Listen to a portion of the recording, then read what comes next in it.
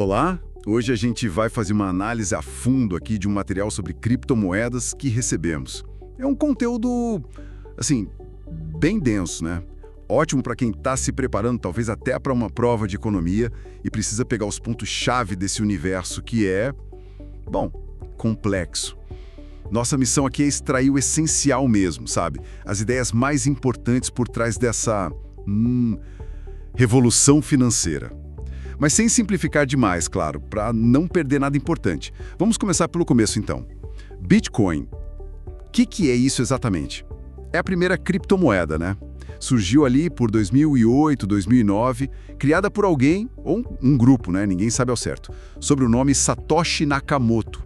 A ideia central, pelo que entendi, é permitir enviar e receber valor, direto entre pessoas, em qualquer lugar do mundo, só com computador e internet, sem precisar de um banco ali no meio. Ok, como isso funciona na prática? Exato. E o que torna isso possível é a tecnologia por trás, que é a blockchain. Pensa nela, assim, como um livro-razão digital. Só que ele é público e compartilhado por muitos computadores ao mesmo tempo. Não fica num lugar só. Cada transação é registrada num bloco. E esses blocos são ligados uns aos outros, tipo numa corrente, sabe? Daí o nome chain. Isso torna o histórico praticamente impossível de alterar depois de registrado. É distribuído, transparente e bem seguro por causa disso. Ah, entendi. E a chave aqui é a descentralização, certo? Isso é um conceito importante para a economia, né? Diferente do dinheiro que a gente usa, o real, o dólar, o Bitcoin não é controlado por um governo ou um banco central. Ninguém imprime Bitcoin, por assim dizer. O valor vem da confiança das pessoas e daquela lei básica, né? Oferta e demanda. E tem um limite programado que eu acho fascinante. Só vão existir 21 milhões de unidades. Ponto final. Exatamente. E o timing do lançamento do Bitcoin? Olha, não foi coincidência, né? Ele surgiu bem no meio da crise financeira de 2008. Um momento, assim, de profunda desconfiança nos bancos, no sistema financeiro tradicional como um todo. Inclusive, a primeira mensagem registrada na blockchain do Bitcoin, o tal do bloco Gênesis, faz uma referência direta a um resgate bancário da época. Quase como um manifesto, né? Sinalizando a proposta de ser uma alternativa. Faz sentido. E, embora o Bitcoin tenha sido o primeiro a, digamos, emplacar, a ideia de dinheiro eletrônico seguro já existia antes, né? Li sobre projetos como o eCash, do David Chaum, ou o BitGold, do Nick Szabo, mas parece que o Bitcoin foi o que conseguiu resolver uns desafios técnicos cruciais, principalmente aquele problema do gasto duplo. Quer dizer, garantir que você não consiga gastar a mesma moeda digital duas vezes sem ter uma autoridade central checando. Isso, e desde então, nossa, o crescimento foi exponencial, apesar de ser muito volátil, né? Isso é importante dizer. O valor saiu de praticamente zero para, bom, chegou a passar dos 100 mil dólares por unidade ali, por meados de 2025. E o mercado total de criptoativos, incluindo tudo, já ultrapassou os 3 trilhões de dólares. O ecossistema se diversificou demais também. Sim, hoje em dia não é só Bitcoin, né? Tem milhares de outras criptomoedas. O Ethereum, por exemplo, ele introduziu os tais contratos inteligentes, que são tipo programas que rodam sozinhos na blockchain, né? Exato, autoexecutáveis. Isso. E aí permitiu criar aplicativos descentralizados, os dApps, para um monte de coisa. Finanças, que chamam de DeFi, jogos e por aí vai. E tem também as stablecoins, né? Tipo o USDT, o USDC, que são atreladas ao dólar para dar uma estabilidade, para fugir um pouco daquela volatilidade louca. Uhum. O Bitcoin, ele acabou se consolidando mais como uma reserva de valor. Muita gente chama de ouro digital. Mas as criptomoedas têm outras funções potenciais. Aquela história famosa das 2 pizzas compradas por 10 mil bitcoins lá em 2010. Nossa, imagina o arrependimento hoje. Pois é, mostra o potencial como meio de troca. Mas, como a gente falou, a volatilidade ainda é um desafio grande para o uso no dia a dia, para coisas comuns. E o mercado ao redor cresceu absurdamente. Tem as exchanges, né? Que são as corretoras onde a gente compra e vende cripto, tipo Binance, Coinbase, Gate.io, aí veio o boom das finanças descentralizadas, o DeFi, tentando recriar serviços financeiros, tipo empréstimo, rendimento, mas sem intermediários, direto no código. O que tem suas vantagens e seus riscos também, claro. Com certeza. E os NFTs, né, que trouxeram essa ideia de propriedade digital única para arte, colecionáveis. Foi uma febre. E um ponto crucial que eu acho que mudou o jogo foi a crescente adoção institucional. Grandes empresas, fundos de investimento, até bancos tradicionais estão entrando nesse mercado, colocando o Bitcoin nos seus balanços, oferecendo serviços para os clientes. A aprovação dos ETFs de Bitcoin nos Estados Unidos, que são fundos negociados em bolsa, também foi um marco importante. Deu mais legitimidade e facilitou o acesso para mais gente. Falando em regras, aqui no Brasil, como está isso?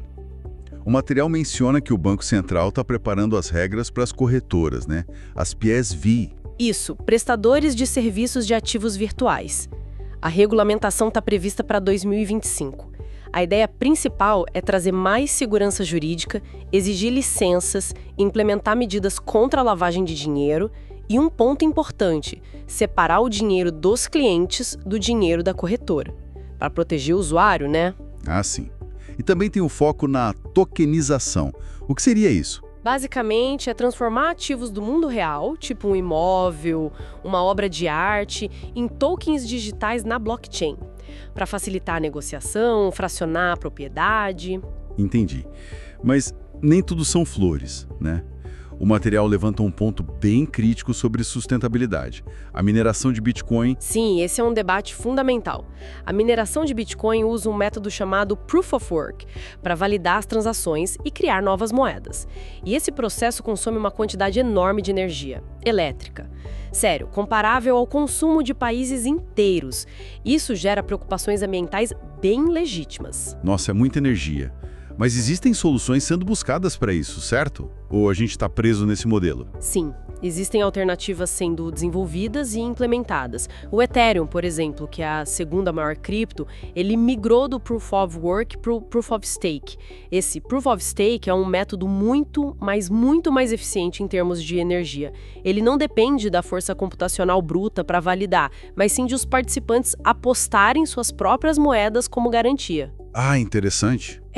E também tem um movimento para usar mais fontes de energia renováveis na mineração do Proof of Work e para criar blockchains verdes, mais sustentáveis. Mas assim, sendo bem honesta, o impacto ambiental geral da mineração, principalmente do Bitcoin, ainda é considerado bem significativo hoje. Certo.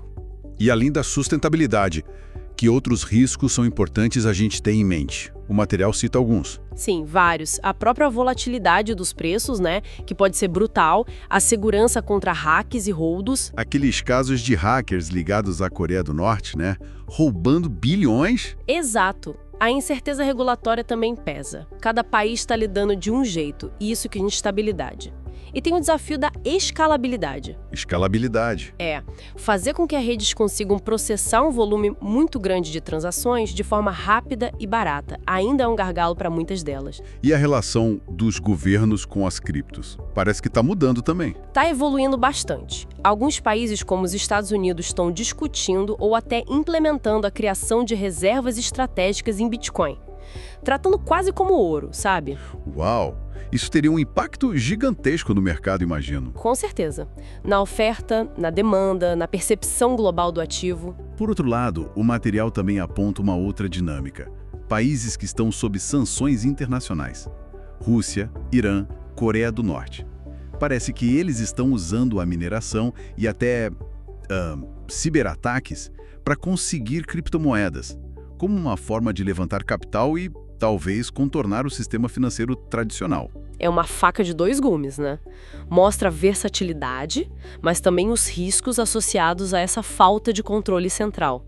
Então, para a gente resumir, as criptomoedas que começaram lá com o Bitcoin como uma resposta a uma crise de confiança, trouxeram essa tecnologia revolucionária, a blockchain.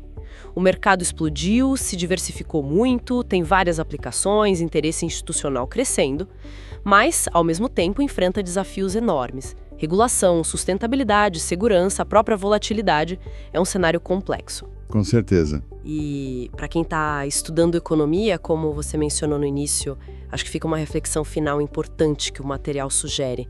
Como que a coexistência futura dessas moedas digitais descentralizadas, tipo Bitcoin, com as moedas digitais que os próprios bancos centrais estão criando, as CBDCs, como o projeto Drex aqui no Brasil.